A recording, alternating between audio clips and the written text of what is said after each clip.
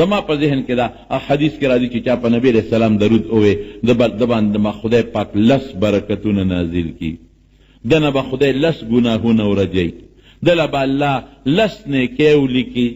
یو وخت نبی علیہ السلام مبارک خپا او پریشان ناستو، حضرت جبریل علیہ السلام راغی، نبی علیہ السلام ته وی د الله رسوله خپا پریشان ہے؟ نبی علیہ السلام بی او وی خو الله یو خبر لرو لګلم، ورشه پیغمبر علیہ السلام ته دوایا چې څوک پتا یو ځل درود شریف وی د دنه به 10 ګناهونه ختم کم، 10 به ول نیکۍ ولیکم، 10 به په برکتونه نازل کړم. رضیتا اوس خوشاله شوې که اوس هم نه خوشاله؟ نبی علیہ السلام او فرمایل رضیتو اوس خوشاله شم. دې برکت ته د درود شریف، لیکن د ټولو نه ښکلی برکت څه دی؟ زما په ذهن کې امراضي هغه دا دی، حدیث پاک کې راځي نبی علیہ السلام فرمایي من صلى علی عند قبری سمعته، څوک چې زما د قبر خوا کې په ما درود ووایي هلته مخامخ کې ودرېږي وی الصلاة والسلام علیک یا رسول الله، او وړکې به دا راولي چې دا صلات او سلام ما په پیغمبر علیہ السلام اوې زما دا صلات او سلام نبی علیہ السلام اوري، مخامخ به ورته ووایي الصلاة والسلام علیک یا رسول الله، الصلاة والسلام علیک یا حبیب الله، الصلاة والسلام علیک یا صفی الله، الصلاة والسلام علیک یا خیر خلق الله. دا درود سے الته کې وایا، او چې دلته کې وي په پاکستان کې په افغانستان کې یو ځای بل ځای، نو نبی علیہ السلام فرمایي ومن صلى علی نائیا، دې لرې د زمانه او په ما درود وی ابلغته، هغه ما ته رسول کیږي د فرشتو په ذریعه. ولی حدیث کې راځي من صلى ان لله ملائکة سیاحین فی الارض، دا الله فرشتي دی په مقدس مکه چکرې لګي، د فرشتو مختلفې ډیوټۍ دي، د چا په اونو کې ډیوټي ده، د چا په کانو کې ډیوټي ده، د چا په اوبو کې ډیوټي ده، د چا د مور ګېډه کې دننه په بچي باندې ډیوټي لګېدلې ده، او د بعضې د درود شریف دپاره خاص فرشتې الله مقرر کړي دي. ان لله ملائکة، د الله فرشتي دي سیاحین فی الارض، په دې ځمکه کې چکرې لګوي، یبلغوني عن امتی السلام، د امت نه ماته سلام را رسوي، زما امت چې په ما سلام وی نو هغه سلام ماته د امت دلته کې را رسوي. نو زه وایم اکثره ویم چې د درود شریف او یو حدیث کې راځي وی فرشته ځي، نو نبی علیہ السلام ته دا وی الله فلان کی د الله رسوله فلان کی د فلان کی زوینن پتا دومره درود شریف ویلی دي، فلان کی د فلان کی زوینن پتا دومره درود شریف ویلی دي. نو چې د درود شریف د برکت نه ستا نوم د پیغمبر علیہ السلام په مخ کې واغشتلی شي، یا ستا د پلار نوم د پیغمبر علیہ السلام په مخ کې واغشتی شي، د دې نه لوی خیر او برکت بل شته؟ څونه به خوشحالي نبی علیہ السلام چې فرشته ورته ووایي چې د تورنګزو فلان کی د فلان کی زوی په تا دومره درود شریف ویلی دی، ابه څونه خوشحاله شي. او ګوره ورسره خوا کې حضرت ابوبکر صدیق هم دی، ورسره خوا کې حضرت عمر فاروق یاران دي، هغوی به څومره خوشحاله شي. ممکن ده چې هغوی دعا مو کړي چې الله رسوله د خو په تا ډېر درود ویلی دي او دله به سفارش هم کې او د باندې د خدای رحم وکړي. ممکن ده انسان دی، ممکن ده چې داسې وویلی شي. نو دا د درود شریف برکات دی رونو. نو درود شریف په پیغمبر علیه السلام ډېر وایه، ښه ډېر زیات درود شریف وایه، دې کې ډېر لوی خیر دی او ډېر برکت دی پکې. یو ځای کې نبی علیہ السلام یو صحابي حضور پاک ته او فرمایل وی د الله رسوله تا باندې څونه درود شریف ووایم؟ دی چې څومره دې خوښې نو وی داسې به وکړمه چې نیم وخت به زه ځان له دعاګانې غواړم، چې سړی فارغ شي دعا غواړي نو نیم وخت به ځان له دعاګانې غواړم او نیم وخت به تا باندې درود شریف ویم. وی ډېره ښه ده، فان زدت فهو خیر، وی که دې نه دم زیات که نو بهتره به وی ښه دوه حصې ټیم به تا له درود شریف ویم، یوه حصه کې به زه ځان له دعا غواړم. وی ډېره ښه ده، فان زدت فهو خیر، که دې نه دم زیات که نو ښه به وی ښه ده الله رسوله د دې نه زیات به م تاله ویم او لږ ساعت به ځان له دعا غواړم. نو وی ډېره ښه ده، خو که دې نه دم زیات که نو ښه به. صحابي څه وی وی د الله رسوله بس تا ته پتا به درود شریف ویم ځان لاړو دعا نه غواړم، تاله به درود شریف ویم او ځان له به دعا نه غواړم. حضور پاک سو فرمایل اذن تکفا همک و تغفر ذنبک، وی بس خبره خلاصه شوه سړی دو سوال څه دپاره کوي چې خدای ما وبخې، نو خدای به دې مفتو کې وبخي. چې ما باندې درود شریف په دعا نه کې نو تغفر ذنبک، ګناه به دې مکمل وبخلی شي. او تکفا همک، سړی چې دعا کوي نو غټه دعا څه غواړي چې خدای ما د پریشانو نه خلاص کړي. هلکه لویه خبره دا ده که نه، که بیماري ده نو هم پریشاني ده، که بچی نشته نو هم پریشاني ده، که دشمني ده نو هم پریشاني ده، که جګړه د چا سره کړې ده نو هم پریشاني ده، او که پیسه د سره نشته نو هم پریشاني ده، که روزګار د سره نشته نو بیا پریشاني ده، که نوکري د چا نشته نو بیا پریشاني ده، که کور کې جګړې دي نو بیا پریشاني ده، که زامنو سره جګړې دي نو بیا پریشاني ده. خو هر شي کې پریشاني ده که نه. نو اذن تکفا همک، پریشانۍ به دې ټولې ختمې شي. زاړو د یو درود شریف برکت دقه شو، پریشانۍ به دې ټولې ختمې شي. الله ته پریشانۍ ستا معلومې دي، که مالی دي، که بدني دي، که د کور دي، که بار دي، که د اولاد دي، او که هر څه دي، او ګناه به دې وبخلی شي. دا د درود شریف برکت شو. او بعضې خلکو یو خبره مشوره کړې ده، وی درود شریف یې په ولاړه به نه وي، او که دې ووي نو دا چل به راباندې وشي، او قبلې ته به دې مخي، او که بل خوا دې مخ کړې نو ګورې دا چل به ده. دا د درود شریف دشمنان دي. او بیا اودسه به نه وي، او که دې ووین دا چل به در باندې وشي. نو غریب پړه کې سوچ کوي چې واقعي په پلان کې دا چل شوی دی، دوی په ولاړه درود شریف ویلی دی. پلان کې چې دی که نه ګوره که ملی خوږېږي، دا جوړ ده بیا اودسه ویلی دی. پلان کې چې دی که نه وایي په سر یې درد دی، ښه دا جوړ ده بیا اودسه ویلی دی. بشیرجان چې دی که نه دا سترګې هلکه معذوره دی، دا جوړ ده درود شریف په بیا اودسه ویلی دی. دا بیا شکونه راځي، دا نشته. اصل مسله دا ده چې اودس ډېر بهتر دی. زما په خبره پوه شوې؟ اودس ډېر بهتر دی. ښه دا ده چې اودس وکړه، قبلې ته مخ کا، التحیه شکل کې مو سره کښېنه او درود شریف وایه. څومره چې د آدابو خیال ساتي، په دې آدابو دا شی نور هم خشته کېږي. لکه تا مټۍ واغېشتل او په عام پلاستیک ګوتۍ کې دې راوړل، او په مبارکۍ کې دې بشیرجان له یوړل چې دا مبارک دې شه بشیرجانه دا مټۍ والا. بشیره ځا څخه په دې خوشحالېږي که نه؟ نو هسې دې وله پلاستیک ګوتۍ کې مټۍ واغېشتل چې بشیرجانه دا دې مبارکي شوه والا. او یو دا دی چې هغه مټۍ وله په خپلې ډبي کې بنده کې، اشکری کې، پلاستیک پې د پاسه چړو کې، ګوډونه پکې دی. نو که د هغې نه کمه مې اودله دې راوړه، دې به پې ډېره خوشحاله شي. نو دقه رنګې که درود شریف اودس دې وکړو، قبلې ته دې مخ کړې، او تحیه شکل کې هم کېناستې، او شپه هم د جمعې وي مثلا، نو ډېر لوی مزېدار ګفت ته جوړ شو. څه ته جوړ شو؟ ګفت. الله به پې ډېر خوشحاله شي. لیکن که بې اودسه هم وی نو ویلی شي، که په ولاړه مې نو وایه. په چا څوک به اودس کولی شي، څوک به نه شي کولی. څوک به وایي به چې وروره زه درود ډېر وایم، نو دونه زه په جومات کې کېناستی کم ځای شم، قبلې ته مخ کولی کم ځای شم. نو چې څومره درود شریف وی د خدای قرآن بې اودس هم ویلی شي، په اودس کې هم ویلی شي. درود شریف هم دغسې دي. د خدای قرآن په ولاړ هم ویلی شي، او په ناسته هم ویلی شي، قبلې ته دې مخې هم ویلی شي، او قبلې ته دې شا هم ویلی شي. دقه رنګې ذکر او درود شریف هر وخت کې وایه، ښه هر وخت درود شریف وایه.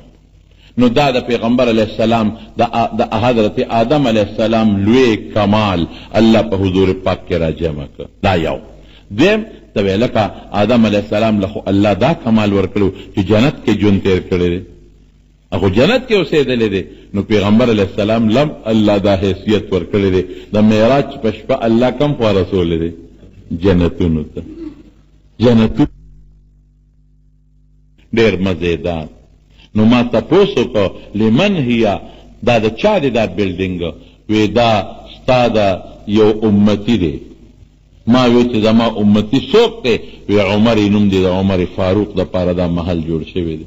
وی عمره وی اړه کې مې رالل چې زه ورننوځم او ستا دا محل وګورم، خو ته ډېر غیرتي، ستا غیرت را مخکې شو، نو وردننه نه شوم. پیسې نه سبا پړه کې دې اقصرا نه شي چې ته زما محل ته زما د اجازت نه بغیر ولې وردن نه شوې. فذکرت غیرتک، حدیث بخاري کې راځي، ستا غیرت را مخکې شو نو وردن نه شوم. نو حضرت عمر وجړل، ډېر وجړل. ابک اغارو یا رسول الله، د الله رسوله زه به په تا غیرت کومه، په بل چا هم نه. نو پتا چې ته وردن نه شوې خو زما دپاره فخر دی. او بلال پورې به ټوقې کولې، خندل وی بلال ستا د جنت ښځه مې هم لیدلی دی، او ستا د جنت کور مې هم لیدلی دی. اسنګه یو ډېر خشته محلو مخکې یو خشته ښکلې وله بېدله او یو جینۍ ناسته او یو هوره هغې چې به په مخ باندې لپه واچوله نو هغه لپه به د ملغلرو په شکل کې او د یاقوتو په شکل کې ترې لاندې پرېوته دومره ښکلې وه نو ما تپوس وکړی جبریل علیه السلام نه دا محل د چا دی دا ښځه څوک ته وایي په خپله کې تپوس وکړه نو خوب کې سړی مکلف نه ښځو نه هم تپوس کولی شي دا منامي معراج دی او که یقظتن د ویښې معراج شي نو په جنت کې څوک مکلف نه دی بیا جنت کې د ښځې نه هم تپوس کیدی شي دواړه دي یا منامي یا یقظتن تپوس ته کوي وی تپوس ته وکړه او جبریل علیه السلام چې بس خبره نبی علیه السلام ته کوله نو د الله له طرف نه به یې کوله نو نبی علیه السلام ته تپوس وکړو ته څوک یې دا محل د چا دی وی دا ستا یو امتي دی بلال یې نوم دی دا د هغه محل دی وی ته څوک یې وی زه د هغه په انتظار شپې ورځې اړوم راړوم نو جنت خدای پاک نبی علیه السلام ته ښودلی دی دننه وردننه شوی دی د هغې د په ویښ هم وردننه شوی دی نبی علیه السلام د هغې د اوبو صفتونه یې مونږ ته کړي دي د هغې د خټې صفتونه یې مونږ ته کړي دي د هغې د یاقوت و مرجان صفتونه یې مونږ ته کړي دي د هغې د محلونو صفتونه یې مونږ ته کړي دي دا د آدم علیه السلام کمال او الله تعالی دا کمال حضور پاک مبارک لا هم ورکړی دی را به شو ورپسې حضرت نوح علیه السلام ته د نوح علیه السلام څه کمالو د نوح علیه السلام دا کمالاتو چې الله تعالی د هغه په یوه دعا باندې ټول کافران چې څومره هغه هلاک کړل دعا یې وکړه د الله په دربار کې رب لا تذر علی الارض من الکافرین دیارا خدای چې د کافرانو نه په مخ د ځمکه څوک پرې نه دی نو الله تعالی ټول کافران غرق کړل او نوح علیه السلام سره د او یو کم و بیش یا درې او یا دوه یو مسلمانانو الله په کشتۍ کې بچ کړ د حضور پاک دې کمال ته مو ګوره که نه په جنگ بدر کې چې څومره دشمنانو د نبی علیه السلام هغه خلق چې د حضور پاک په ملا مبارکه باندې لرې باچول او ګندګۍ به پیچولې او مرکې به ورته څادر اچو او هغې له به ولونه ورکولو په جنگ بدر کې د لږو مسلمانانو د مخه خدای پاک مردار کړل که مردار یې نه کړل د نوح علیه السلام دشمن د نوح علیه السلام په جنگ مړ نه شو دشمن چې ستا د لاسه مړ شي دشمن او ته ورته ګورې او خپې ټکوي نو دا دله بیا خوند درکوي نو دا بیا کافر دشمن د نبی علیه السلام مبارک او د صحابو د لاسه خدای ټول مردار کړل او چې کم پاتې شو نو هغې ته خدای ایمان غوندې عظیم نعمت ورنصیب کړ حضرت ابراهیم علیه السلام لویه معجزه و لوی کمال سو اور په الله ګلې گلزار کړ نمرود چې کله اور ته وغورځو نو الله پاک اور ته اعلان وکړ یا نار کونی بردن و سلاما علی ابراهیم اے اورا په ابراهیم علیه السلام یخشا خو سلاما اسنه دومره یخ شي چې د یخنۍ نه ولا تکلیف ورنه کې معتدل چې نه پکې یخني وي او نه پکې ګرمي وي دا د هغه اور په ګلې گلزار شو اور په سالم شو اوس دا برکت د نبی کریم صلی الله علیه وسلم وره د نبی کریم صلی الله علیه وسلم دغه حضرت انس وی حضرت انس د پیغمبر علیه السلام د لسو کالو خادم حضرت انس وی مال پیغمبر علیه السلام یو رومال را کړو نو چې کله بخیرن شو نو تنور کې به مې ومنډه نو چې واپس به مې راوویسته نو پاک شوی به نو هغه د ابراهیم علیه السلام ذات ته بېشکه برکت شته پیغمبر به اور څنګه سوځوي پیغمبر خو ډېر لوی ده شان خاوند دی لیکن کم رومال سره چې د حضور پاک ګوتې مبارکې جنګېدلې دي هغه هم اور نه سوځوي دې که دا څومره مزېدار کمال شو چې کم رومال سره د هغې لاس اوچ کړی دی نو ما به اور ته دننه که تنور ته نو صفا به شو نو پاک به مې راوویسته ښه که ته وی چې د ابراهیم علیه السلام خو یو عظیمه معجزه وه کمال به ویم کمال چې ګوره هجرت یې وکړه د الله دپاره د عراق نه روان شو څومره مزلې وکړه پیاده او یو ورسره بیبي ساره ده او یو ورسره حضرت لوط علیه السلام رواره دی او لاړ شام ته او په شام کې بیا د خدای کور جوړ کړ چې هغې ته بیت المقدس وایي دا څومره کمال نو هغه کمال خدای پیغمبر علیه السلام لم ورکړ د مکې مکرمې نه په هجرت وکړ او کوم طرف ته ورسو مدینې منورې ته او مدینه منوره کې په دوه جوماتونه جوړ کړل یو ته مسجد قبا وی او بل ته مسجد نبوي وی دوه جوماتونه شو اوس وګوره بیت المقدس هم ډېر مبارک جومات دی حقیقت دا دی چې مبارک جومات دی لیکن د هغې بیت المقدس نه مسجد نبوي زیات مبارک دی. د هغې مونځ هلته مونځ په یو په 1500 دی په بیت المقدس کې، او په مسجد نبوي کې مونځ یو په 1000 دی، او یو روایت کې یو په 50 سره دی. او مسجد قبا چې کوم الله په پیغمبر علیه السلام جوړ کو، د هغې څونه برکت دی، هغې کې 2 رکعاته مونځ د عمرې برابر ثواب لري. دا برکت شو، هغه برکت خدای ورکاو. او ابراهیم علیه السلام ته ته وی چې بیت الله شریف جوړ کړی دی، نو بیت الله شریف نبی علیه السلام نام خدای جوړ کړ. دا خو اصل کې ما درته مخکې چې آدم علیه السلام جوړ کړی، هغه نه مخکې فرشتو جوړ کړی، نو ابراهیم علیه السلام په لاس هم جوړ شو، او بیا د پیغمبر علیه السلام په لاس باندې هغه هم پکې خدمت وکړو. قریشو چې کله جوړو، یو خبره به بله ستاسو ذهن کې راځي چې هلکه د اسماعیل علیه السلام کمال پکې شته که نشته؟ د هغه څه کمالاتو؟ د هغه دا کمالو چې د هغه خپه مبارکه فرشتي جبریل علیه السلام په ځمکه رو بروله، نو زمزم چینه رو خوټ کېدله. هلکه لوی برکت دی که نه دی؟ د زمزم د چینې اوسه پورې برکت دی. حالانکه ابراهیم اسماعیل علیه السلام هغه وخت کې لا پیغمبر نو، 40 کاله کې پیغمبري ملاویږي، لا ماشوم بچی دی، د مور پی خوري، او خپه والا جبریل علیه السلام رو بروله، او د زمزم چینه پیدا شوه. دا څومره لوی برکت، ډېر وی واقعي برکت. دقسې برکت الله نبی کریم صلی الله علیه وسلم لور کړی دی. اسنګه هغه دا جسمانی برکت دی، هغه روحانی برکت دی. دا غي مثال به درکم. نبی علیہ السلام فرمایي، یو ځل او فرمایل ما بین بیتی و منبری روضة من ریاض الجنه، زما د کوټې او د منبر په منځ کې چې کومه علاقه ده، دا د جنت د باغچو باغچه ده. و منبری علی حوضی، او زما منبر د حوض کوثر په غاړه پروت دی. نو علما خو د دې توجیهات ډېر کوي، خو اسانه غوندې توجیه چې درته وکړمه څه شی دی، هغه دا چې د قیامت پر ورځ به دا ریاض الجنت، دا باغچه د باغچو د جنت، دا به الله راوالي او په جنت کې به کېږي. او دا منبر دا به الله راوالي، او دا به د حوض کوثر په غاړه باندې کېږي. د دې وجې نه علما لیکي چې څوک مدینې منورې ته لاړ او په ریاض الجنت کې دې مونځ کوي، نو دې د الله نه دا سوال وکړي مانځه نه پس چې الله په دنیا کې دې د جنت ځمکې له راوستې ما، نو په آخرت کې مې هم د جنت ځمکه نصیب کړي. او چې د منبر مبارک سره خوا کې دې کښېني، دیر دقه وی چې خدای په دنیا کې دی د پیغمبر علیه السلام منبر لراوستم، او حضور پاک فرمایي چې دا د حوض کوثر منبری علی حوضی، په حوض کوثر په غاړه پروت دی، نو خدای د مرګ نه پس به مې د حوض کوثر غاړه نصیب کې. نو حوض دنیا کې د اسماعیل علیه السلام برکت زمزم دی. هغه برکت د پیغمبر علیه السلام د برکت خدای نورم زیات که، لیکن هغه روحانی برکت چې د ریاض الجنت په شکل کې دی، او د پیغمبر علیه السلام د منبر په شکل کې دی، هغه د حضور پاک خصوصیت دی. نبی علیه السلام فرمایي وی د خپل امت لا د حوض کوثر نه اوبه ورکومه، او هغه حوض کوثر چې باندې چې څومره کوزې پرتې دي، وی د اسمان د ستورو نه زیاتې دي، او اوبې د پیو نه سپینې دي، د واورې نه یخې دي، او د شاتو نه خوږې دي. الله یې زموږ نصیب وګرځوي. را بشو ورپسې حضرت موسی علیه السلام، موسی علیه السلام له الله څه برکت ورکړی، کونټی خدای ورکړی، او ورته وی دا کونټی په ځمکه وغورځوه نو مار به ترې جوړ شي.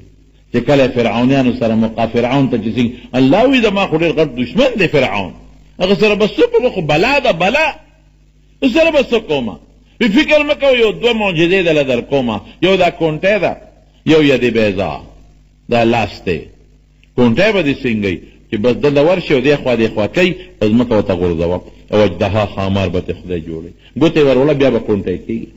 او دا لاس دې سینه کې وضمم یدک فی جناحک، دې سینه کې دې ترخ سره دا لاس ورمنډه او بیا راوباسه، نو تخرج بیضا من غیر سوء، تک سپین به پړقېږي خو برس مرض والا بني، من غیر سوء آیة اخرى، برګې مرض به پینی، چمک به وي، رڼا به کوي. زه دا 2 نښې شوې.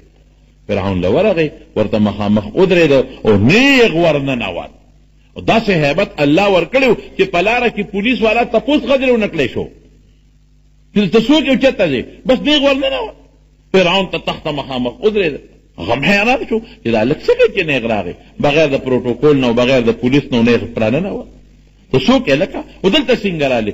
وی د الله استازی ما، ان رسول هارون علیه السلام ورسره دی، او پیژنده زه د الله مونږ پیغمبران یو تا یرو د خدای د عذاب نه. هغه وی دا څه کې زه خو خدای خو زیمه او ته وی زه د خدای استاد یم. موسی علیه السلام کونټیله ټک ورکړه په ځمکې وغورځوله چې ویې غورځولې او اجتهاد یې جوړه شوه او فرعون غروال او دومره دستونه یې وکړل چې کرسۍ هغه څه ورته ویلې چې تختې څو لړک غل ته وبېدل غل دستونه ته وبېدل او چیغې یې کړې شي اوچته وه چې اوچته وه ګورې مونږ غرق نه کې او هغه ورته خوله وازه کړه اجدها دې ته د خدای مدد وی د الله مدد وی. قسم دې که الله دې مدد وکړي که د دنیا طاقت دې مقابله وکړي دغې ته مدد خو د فرعون د فوج مقابله به څوک کوي او د فرعون د پولیس مقابله به څوک کوي او د هغه دربار کې دوه په دوه دي. داسې معجزه والا خدای ورکړله داسې کمال. موسی علیه السلام ورته ګوتې کړې او واپس د هغې نه امسا جوړه شو او لاس به یې راوویسته او به پړقېده رڼا به یې کوله دا دوه شو. خیر هغه خو بېرته ساحرې او بیا مقابله مو ګټله لیکن دې نه څه معلومه شوه چې امسا د لرګي هغې نه جمدې شی جوړېږي مار او لاس پړقېږي. اوس د حضور پاک دې معجزې ته مو ګوره. نبي علیه السلام مبارک به تقریر کو نو د یو ستن وه د کجورې هغې ته به یې ډډه والی وه. نو یو ښځه راله نبي علیه السلام ته یې وی زما یو غلام دی ترکان دی نو که دې خوښی نو چې تاله یو منبر پې جوړ کم یو منبر دله پې جوړ کم. نبي علیه السلام ورته وی بلکل جوړ کا. نو د غز د لرګي نه احد سره خوا کې یا بقي کې م دا و دا غزونه احد سره خوا کې م ځنګل کې و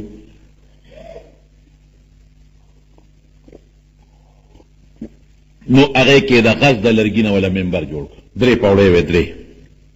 پیغمبر علیه السلام یې په بره په دې درېیمه پوړۍ باندې کېناستی ده نو درې پوړۍ وې د هغې. حضرت عثمان رضی الله عنه او حضرت ابوبکر بیا د نبي علیه السلام د احترام د وجې نه په دویمه پوړۍ کېناستی ده او حضرت عمر فاروق رضی الله عنه په درېیمه پوړۍ کېناست. هغه ویله زه خو ابوبکر په پوړۍ نه کېنم او د حضور پاک په هغې نه کېنم په درېیمه به کېناستی ده. چې د حضرت عثمان زمانه راله هغه لومبۍ پوړۍ ته وخته.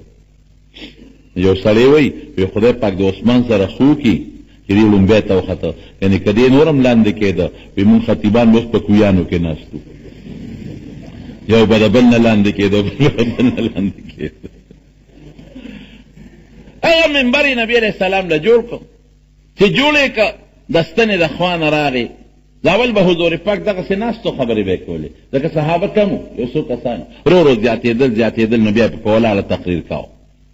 نو بیا چې منبر جوړ شو منبر کېناسته نو هغه ستنه په جړا شوه حدیث شریف کې راځي او داسې وجړل داسې جړا لکه لنګه اوښه چې بچي پسې جاړي.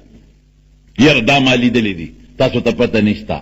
غوا چغې وی چې بچی ته یې خوا کې میخه په بچي پسې چغې وی چیلی ورپسې چغې وی خو چې د اوښې نه د بچې اخوا که یاره ما په خپله یو ځای ته مونږ تلي یو هلک ته مې ویل ته اوښانو په مدینې شریفې سره خوا کې یو علاقې ته هلکه مې داسې یو مسله د دین درته دغه کوم مې ته دا بچی اخوا که د دې اوښې نه د ګېته لرې که نو هغه ما ته هغه وی ورته ورېږه وي دې کې مختلفې اوښانې وي داسې جړی ورپسې شروع کړه لکه د زنانه په شان جړه او سترګو نه اوښکې روانې شوې.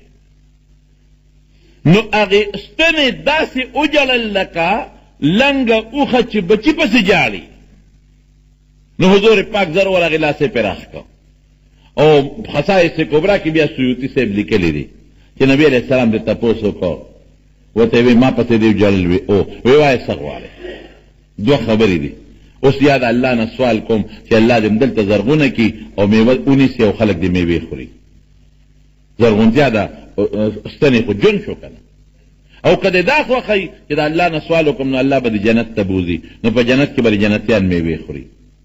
نو هغه ستنه مو خیاره وه وی د الله رسوله دویمه خبره مې خوښه ده. نو نبي علیه السلام وفرمایل وی دا ستن به الله د قیامت پر ورځ جنت ته بوځي او په جنت کې به الله زرغونه کړي او جنتیان به میوې خوري.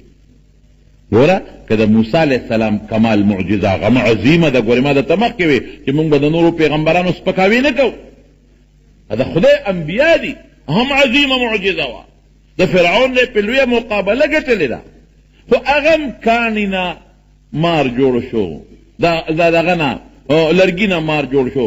دا د لرګي نه د اوښې شکل او بیا د شکل خو نه، خو د اوښې په شانتې جړه او د انسان په شان خبرې لرګي شروع کړې، دا هم هغه کمال شو.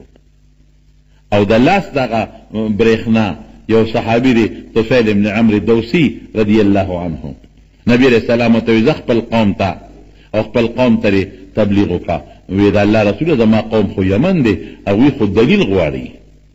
وی څه دلیل؟ وی نښه غواړي. وی ښه یو نښه ده زه در کوم.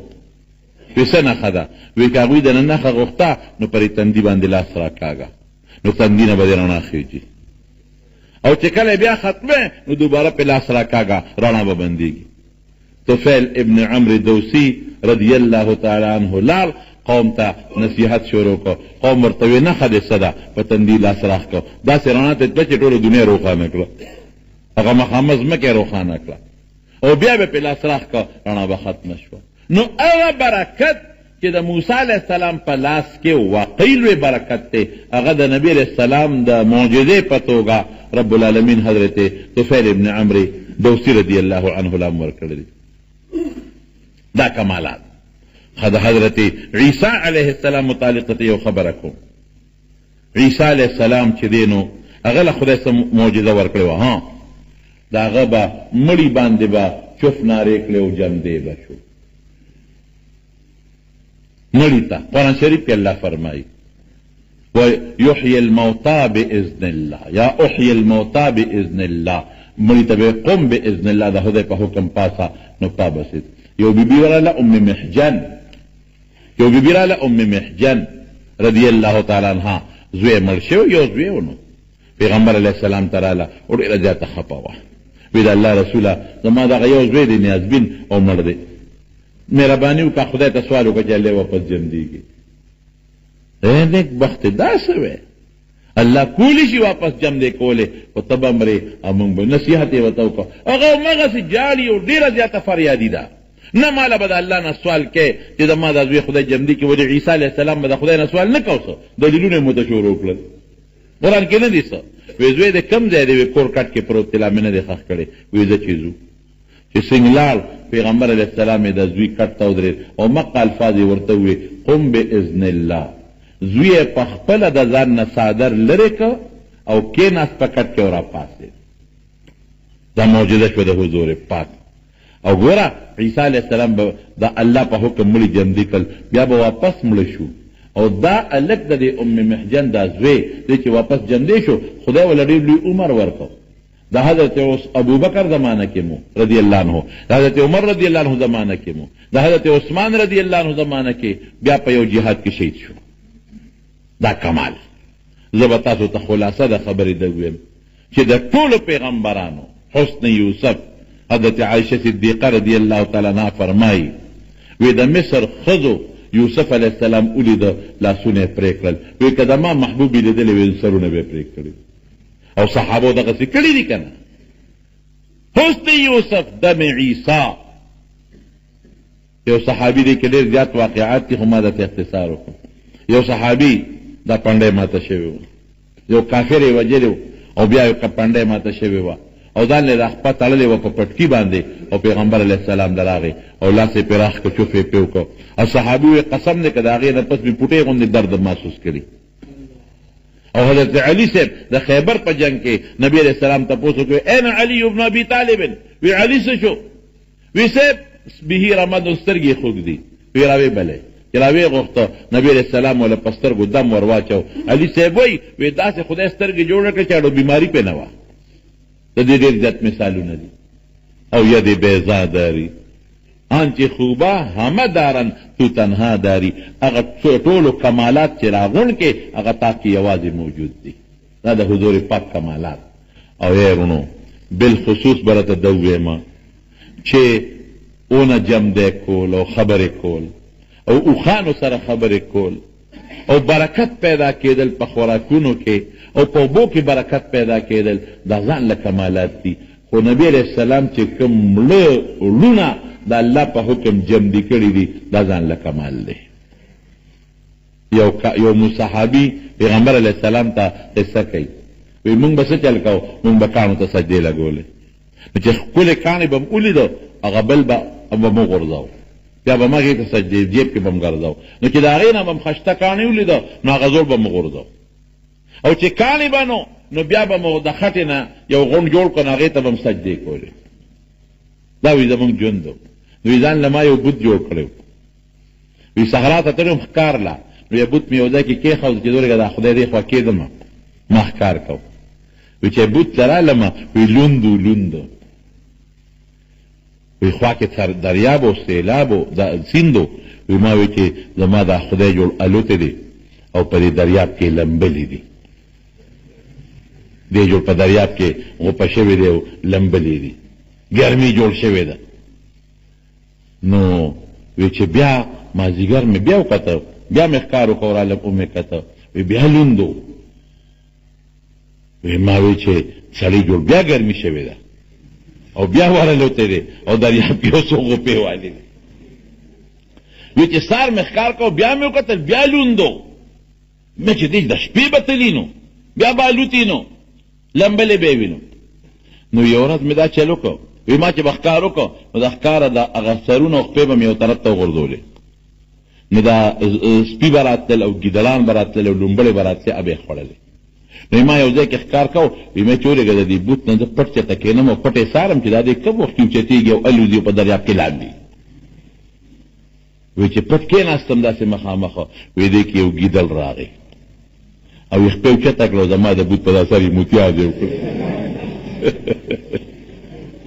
د بوت په سر یې راله متیازې وکړې، وی چې متیازې وکړې وی زه پوه شوم چې دا خو ما وی که دا دې سیند ته لمبلو لځي، دا خو هغه لومبل راځي هغه ګیدړ اپې د پاسه پیشاب متیازې پې کوي. نو یو شعر یې وی رب یبول الثعلبان برأسه، هغه هم خدای کیدی شي چې ګیدړانې په سر متیازې کوي.